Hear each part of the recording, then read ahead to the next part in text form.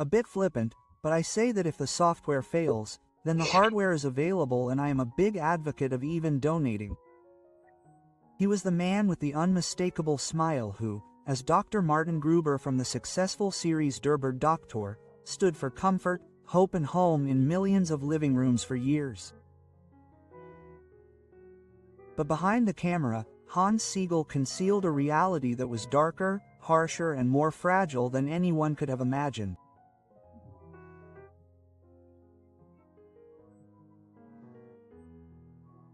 Because while he was saving lives in front of the camera, his own life began to slowly and quietly dissolve, like a veil that inexorably settled over his world, barely noticeable at first, then with a force that kept him awake for nights, drenched in cold sweat, his hands trembling, his thoughts circling around a frightening suspicion, an inner voice whispering that something was wrong, that there was a crack in the system, in his body, in his mind, a fine, barely visible rift that grew larger with every hour.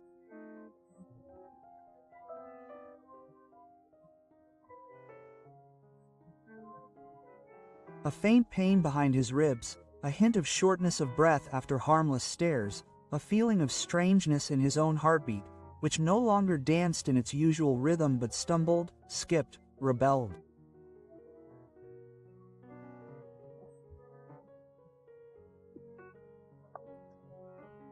And no one, not even he himself, wanted to believe at first that this seemingly unshakable rock from the Alps, this crowd favorite, this man who embodied strength, could suddenly find himself caught in a vortex of fear and uncertainty, in a maelstrom of medical examinations, silent stares, unanswered questions, and that one moment when he sat alone in the treatment room, listening to the ticking of the clock while life outside went on as if nothing had happened.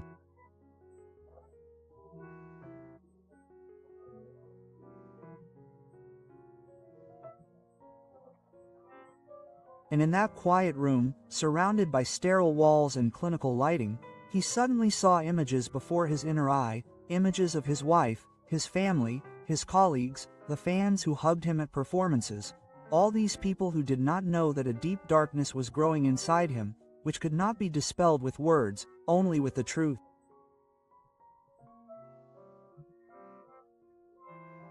And this truth was like a lightning bolt that unexpectedly cut through the wall of fog when the diagnosis came. Not loudly, not in a panic, but soberly, almost casually. A medical term, spoken soberly, but with its effect like an explosion, an inner shock that made him catch his breath for a moment, and he knew in that moment that nothing would ever be the same again. That his invincibility was an illusion. A beautifully colored veil over a vulnerable heart that suddenly had to fight for every beat anew. Not on stage, not for the camera, but for himself, for life, which suddenly could no longer be taken for granted, but fragile, precious, fleeting.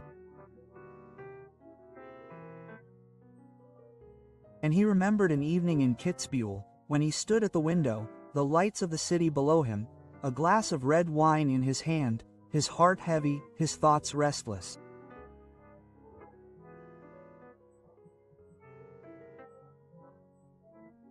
And in that moment, in that quiet night full of doubt and the faint fear that the end was closer than the beginning, for the first time in years he felt not like the hero that everyone saw in him, but like a man who didn't know whether the next day would still be a gift or already a farewell.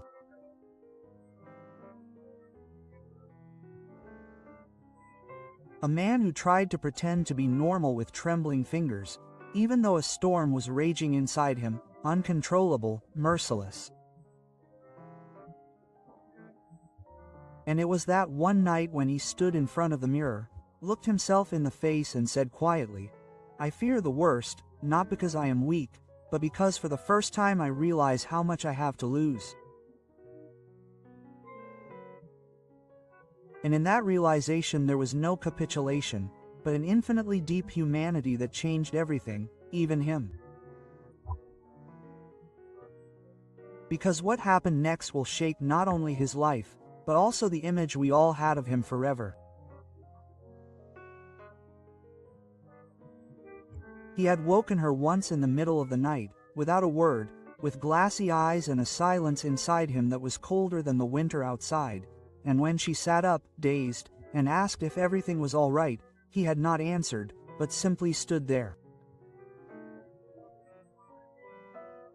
In the doorway of the bedroom, his gaze fixed on nothing. Barefoot pale, a shadow of his former self.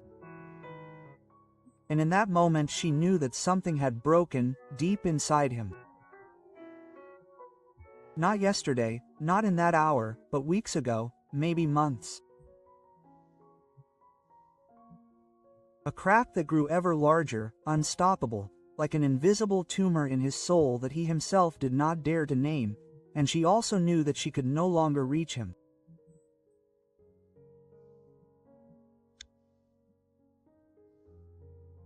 Not that night, not with words, not with touch, because this man standing before her was not the one the world knew, not the radiant mountain doctor, not the entertainer who filled talk shows with charm, but a torn person who balanced between the desire to disappear and the fear of being forgotten.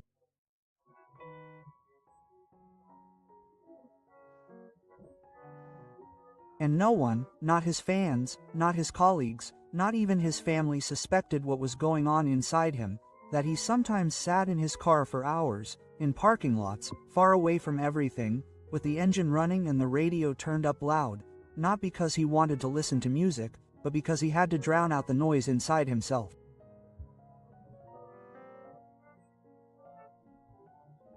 This incessant circling of doubts, memories, guilt, that played out like a film, scene after scene on an endless loop, like the days when he simply disappeared, without a destination, without a plan, with a pretext of filming, even though there was no filming schedule at all, only this escape into himself, to hotels, to bars, to strange beds, where he searched in the arms of other women for something that he had long since lost. Peace, closeness, perhaps even himself. And in one of these hotels somewhere on the Austrian-German border, when he stood at the window with a strange woman in the morning mist, motionless, naked, she had asked him who he was, and he had laughed, quietly, bitterly, and said, "I don't know anymore." Not as a gesture of exaggeration, but as the naked truth. Because in all the applause, all the limelight, all the expectation, he had eventually forgotten what really made him who he was, what he fought for, lived for, loved. And when his wife asked him one evening if he still loved her, he had hesitated. For too long, not out of malice, but because the answer had gotten lost somewhere among all the empty hotel rooms, between the pills that helped him sleep and the glasses of wine that made him deaf to what was screaming inside him.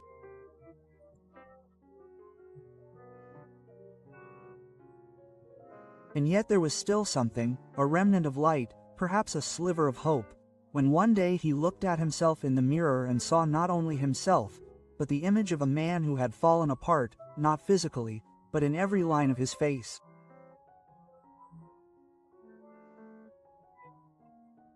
And in that image he realized that he either had to die or finally live, that the path of lying, of hiding, of self-denial would no longer carry him, that he had to speak, not on a stage, but to himself.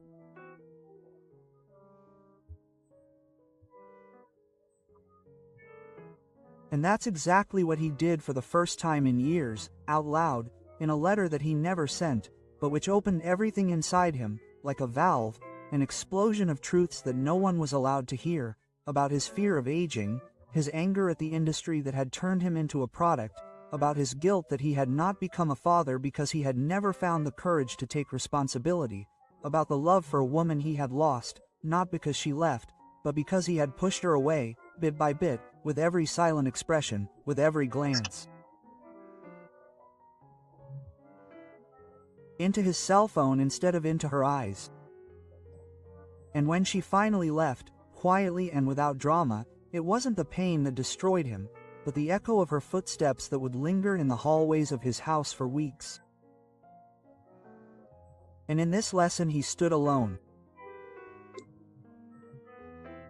And it was this moment when the breakdown came, not like a clap of thunder, but like a silent fall, like a curtain closing. And no one applauded, only himself. Inwardly, because he finally knew that the worst thing wasn't the illness, but the life that had passed him by, unlived, unfulfilled, and yet full of opportunities that he had never taken advantage of.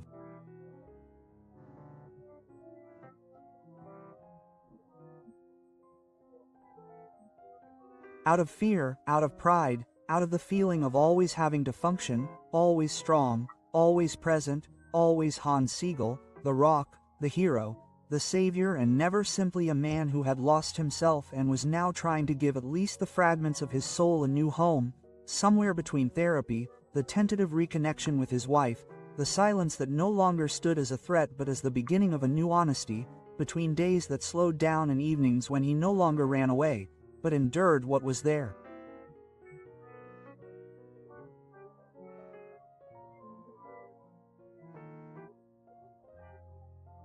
Because the way back was not a way into the past, but a forward movement through the darkness, step by step, with open eyes, with trembling hands, but with a heart that began to beat again.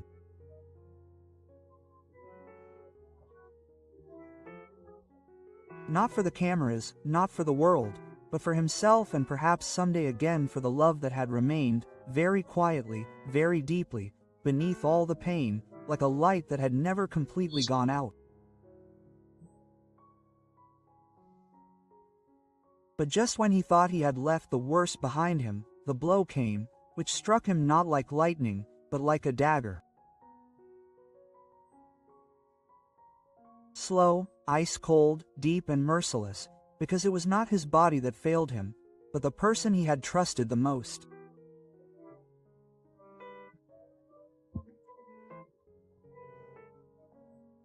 And when the letter appeared, handwritten with trembling lines that were not just words, but confessions, abysses, despair, something broke inside him that could no longer be repaired, because this letter was from her, the woman who had stayed, who had endured by his side while he lost himself, and she wrote that she couldn't take it anymore, that their love had been pushed to the sidelines.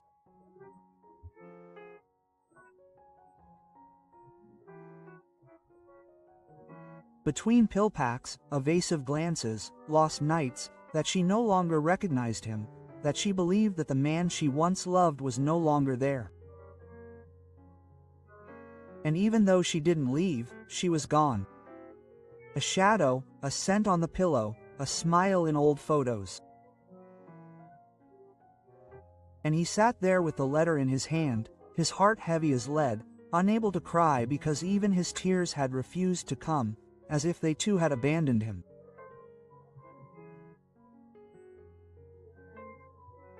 And in that hour he began to go back, not in time, but within himself, into memories that he had locked away for a long time, into childhood, to the moment when his father first raised his voice and taught him that weakness was dangerous, that tears were no solution, that one had to persevere, no matter what the cost.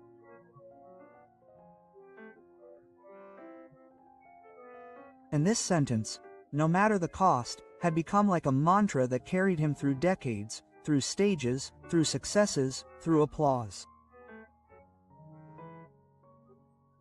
But now he realized what it had cost, because the price had been himself, his warmth, his ability to trust, his openness. And with this realization came no relief, but shame, burning, gnawing. And then came the day when he was sitting in a live broadcast, with cameras and an audience, and suddenly, while he was speaking, it didn't happen dramatically, but almost imperceptibly. A tremor in his voice, a glance to the side, and suddenly the tears flowed in the middle of the sentence. And he continued speaking without interrupting the flow. He spoke about strength, about failure, about the fear of losing himself, and the studio fell silent. No one laughed, no one clapped. It was as if time held its breath. And there he was, naked, open, wounded, but finally real. And what happened next changed everything.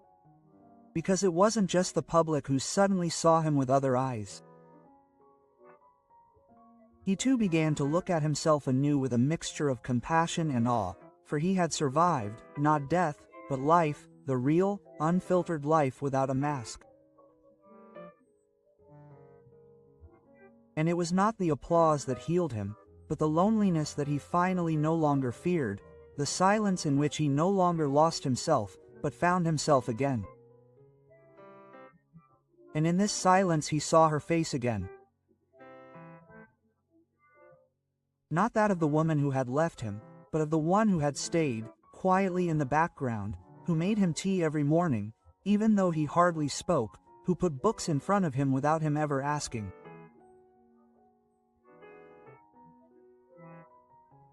And one day, it was a Monday, gray and rainy, he turned to her, took her hand without a word, and for the first time it felt not like a gesture, but like a beginning.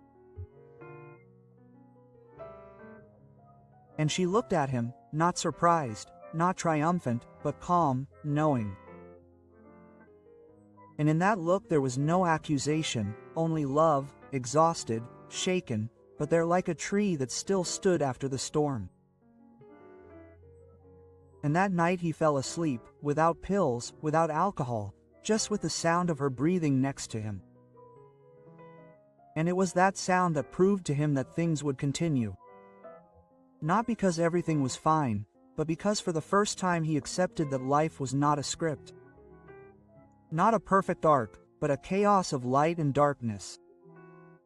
And that precisely in this chaos lay the moment when he finally became himself. But what he didn't know was that while he tried to rebuild himself from the wreckage of his past, a shadow had long hung over him, silent, patient, a dark spot on the images of his last MRI that the doctor hadn't mentioned at the time. Perhaps because he himself didn't want to believe what he was seeing, or because he was hoping for a harmless explanation. But weeks later, when the envelope arrived, without warning, just a letter, clinical, sober, with an invitation for further tests, Hans felt the ground slipping from under his feet again, not through a breakdown, but through this frightening silence that had settled in his chest. Grew with every day he delayed the appointment.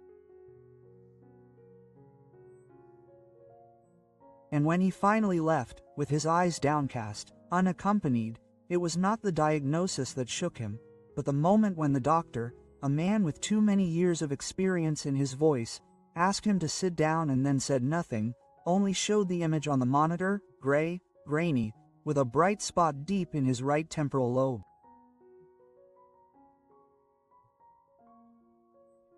And in that second he realized that everything he had experienced up to that point had only been the prelude to a truth that could not be conquered with conversations or therapy, that something was growing inside him that was not due to his psyche, well, but to his time, real, measurable, unstoppable. And when he asked for how long, he got no answer, only a look that said, enough to feel it, to understand it, to decide. And he left the hospital with a blank face, got into his car, drove aimlessly for hours until he stopped in a remote village, at a cemetery he had never been to before. And there, among unfamiliar names and weathered stones, he began to write, not to his family, not to the press, but to himself, the boy he had once been, before all, before fame, before pain, before role-playing. And this letter was not a farewell, but a confession full of anger, sadness, love, a return to what he had lost.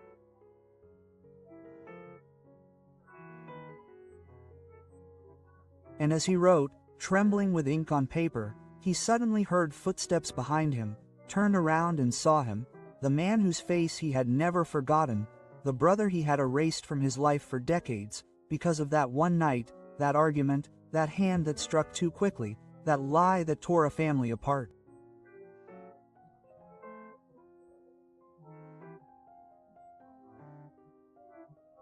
And it was like a flash of lightning, a tear in the fabric of time, because no one but them knew what had really happened then, that it was not the father, who had abandoned her, but her mother, that she had not died as he had been told, but had been committed after what she had done.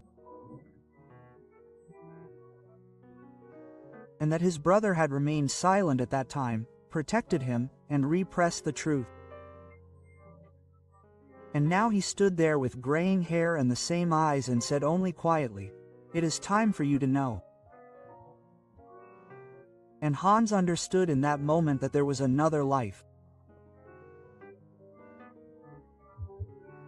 One that was not public, not filmed, not stenciled, but raw, hidden, full of scars, and that the biggest lie he had told himself was not the lie of strength, but that he was alone.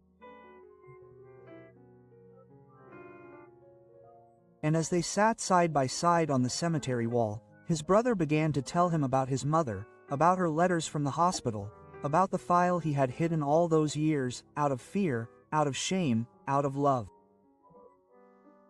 And Hans listened, breathless, shaken, and with every syllable the image of his childhood fell apart. But with every truth that came to light, a weight was also lifted from his shoulders that he could never name. And when his brother finally handed him a small box with the last photo of their mother, in which she smiled, calm, clear, he understood that forgiveness was not a word, but a decision, and that he could still make it as long as his heart beat, even if it might not beat forever.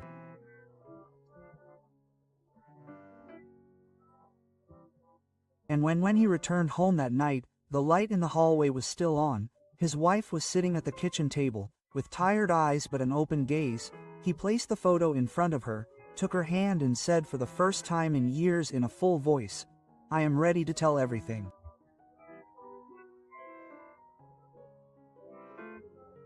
And in the days that followed, as the conversations grew quieter and the evenings longer, as a tender closeness formed between silence and new words, not loud but genuine, something began to grow that was stronger than fear and deeper than memory. A new rhythm of forgiveness, truth, and the quiet decision to stop lying to oneself. And as autumn came outside and the light grew softer, Hans often just sat there, his hands clasped around a cup, his heart heavy and at the same time strangely light, because he knew that the end was not always doom, but sometimes also a beginning. And perhaps his body would not be able to fight forever. Perhaps time would pass more quickly than planned. But there was no regret in his eyes anymore, but dignity, maturity, a quiet glow that came from the depths and covered everything that had once been broken.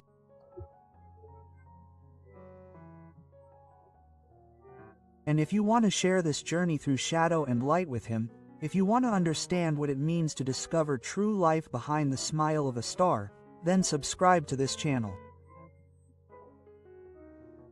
Stay tuned, because sometimes the truth begins where the script ends.